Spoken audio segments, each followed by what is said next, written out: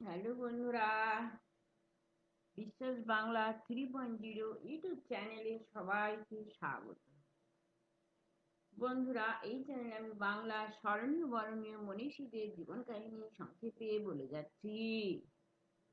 যদি ভালো লাগে লাইক শেয়ার কমেন্ট করে চ্যানেলটিকে সাহায্য করবেন। আপনাদের লাইক শেয়ার সাবস্ক্রাইব আমার চলার পথের পাথেও। হ্যাঁ বন্ধুরা, আমি এখন বলবো বামা খেপার সংক্ষিপ্ত জীবন কথা। বাংলায় 1244 খ্রিস্টাব্দে 12ই খেপা ভূমিষ্ঠ হন। আটলা গ্রামে তার জন্ম। পিতা সর্বানন্দ চট্টোপাধ্যায় যজন যাজন ও জমি জমার আয়ে সংসার নির্বাহ করতেন। জননী রাজকুমারী ছিলেন ধর্মপ্রাণা। বামাখাপা তাদের বালক বামা বসে আছেন। এমন সময় এক খড়ের গাদায় আগুন লাগে, কিন্তু তাকে আগুন স্পর্শ করেনি। বামা বেশি দূর লেখাপড়া করেননি। পাঠশালার পাঠ কোনো রকমে শেষ করেন। সংসারের অভাব মেটাতে বামা তার দাদা রামের সঙ্গে মিলে কৃষ্ণযাত্রায় গানও গাইতেন। তাছাড়া তিনি চমৎকার রামপ্রসাদী ও কমলাকান্তের গান গাইতেন। রামের বড় বোন জয়কালী ছিলেন খুব বড় সাধিকা। কালীর নাম জপ করতে করতে তার মৃত্যু হয়।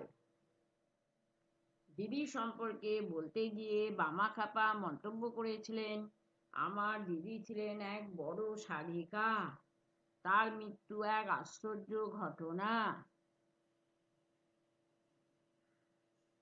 18 বছর বয়সে বামা পিতৃহারা হন। তখন তার ভাবাবিষ্ট হওয়ার সময় চলে এসেছে। গোচারণ চাষবাস কিছুতেই মন নেই।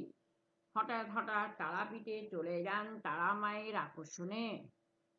লোকে তখন থেকে তাকে বামাখ্যাপা নামে ডাকে। বন্যার সময় উত্তাল দ্বারকা নদী অনায়াসে পার হয়ে মস্ত সাধক কৈলাসপতি বাবার কাছে চলে গেলেন। কৈলাসপতি খ্যাপার ব্যাকুল জননীকে বললেন, তোমার এ ছেলে বৈরাগ্যবান পুরুষ, এ ছেলের সাধনায় বহুজন ধন্য হবে, মুক্তি পাবে। সংসার ত্যাগের পর বামাখ্যাপা তারাপীঠের মহাশ্মশানে মন্দির আসনে বসে তন্ত্র সাধনায় সিদ্ধি লাভ করেন। তার নানা রকম অলৌকিক শক্তির পরিচয় পেল মানুষ।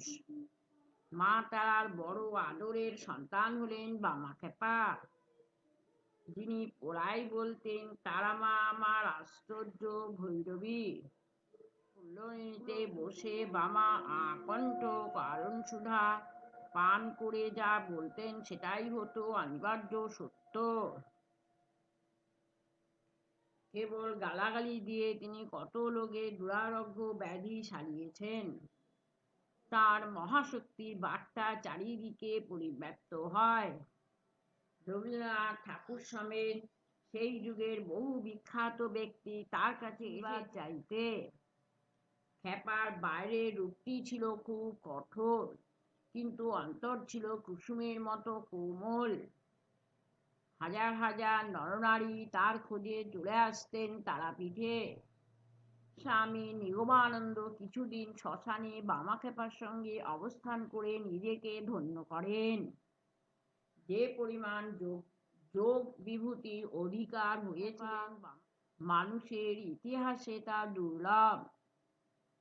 1318 বঙ্গাব্দে শ্রাবণ মাসে এক বর্ষণ ঘন রাত্রে তারামার নাম নিতে নিতে সাধক বামাখ্যাপা তার দেহটিকে পরিত্যাগ করে মহাশূন্যে লীন হয়ে যান।